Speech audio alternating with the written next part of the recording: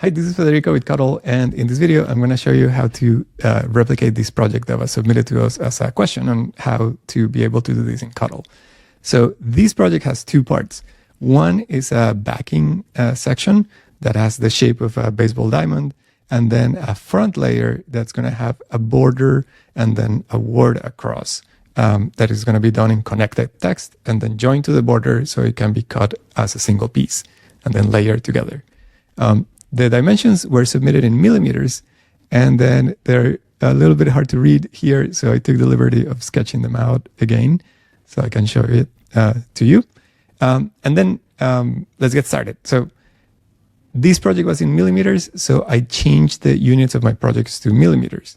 You can always go here to units and settings, and there is an option to do that, to work in the units that you like the most. So in this case, millimeters. And then the first thing I want to do here is to create that backing shape. So I see it here as composed of two separate shapes. One is just a basic rectangle that is 30 by 17, and then a triangle on top. And the way it was submitted, they gave me that this side was going to be 20 millimeters. So I just did a little trigonometry here to figure out the height of this square triangle. I don't need to explain that. I'm just going to go with it. So let's start by grabbing the rectangle that's going to be at the bottom. I'm going to grab a rectangle shape, place it here, and I'm just going to enter the dimensions that I see. So the sort of length is going to be 30 millimeters, and I'm going to enter them here in the canvas. And then the height is going to be 17. So that's my basic rectangle. I'm going to move it down. So this is the origin.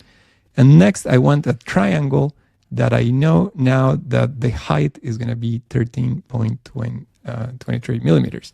So I think the easy way to do this is to grab a guide. And I can make guides by grabbing, clicking on the ruler here at the top, and then dragging it down. And a guide is just a way to have a helper to help me design the project, but that's not going to be exported. It's not going to be cut. So I want this guide to be exactly this height from the center here. So what I can do is select the guide and then say enter that exact dimension here. So it's going to be 13.23.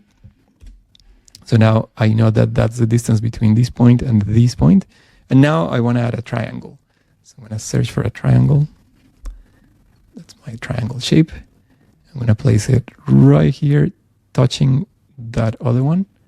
And then I'm going to stretch it so the bottom point matches the corner. The bottom corner of the triangle matches the top corner of the rectangle. And same here. I'm going to stretch it until they snap. And then I want this point to match the guide that I made. So now I can see, actually, I could have entered that dimension here, but I did it kind of visually. So now I want to join these two shapes. So I'm going to select them both. And then I'm going to go to modify and do a Boolean union. So that's my basic shape. I'm going to hide my reference picture to make things a bit more clear. So now that I have my basic shape, let's do the top layer. So the top layer is going to be quite similar. So I'm going to take this shape and I'm going to duplicate it. So I have a copy of it that is identical. So I can right click on it, and then there's an option that says duplicate, and then I'm going to set that one aside, which is going to be my bottom layer. And then I'm going to take this shape, and then I'm going to try and recreate the top layer. So the first thing I need to do is to give it that 2.5 millimeter border that we saw. It's going to be a border here. So in order to do that, I'm going to do it this way. I'm going to take this shape and I'm going to change the stroke property right here to not be a hairline. A hairline is the one that we would use for just cutting with the laser. So if I check the box or uncheck it, then I get to choose the width of the stroke. And so I can enter a width of 2.5. And as you can see, the problem here is that now that width was created from the center of the line, but I actually want it to be inside. And so to change that, I can change the alignment of the stroke. So instead of centered, I want it to be inner. And now I know these two shapes are going to match exactly. I perhaps want to change the color of the stroke just to make it a little bit more readable. Let's make it red.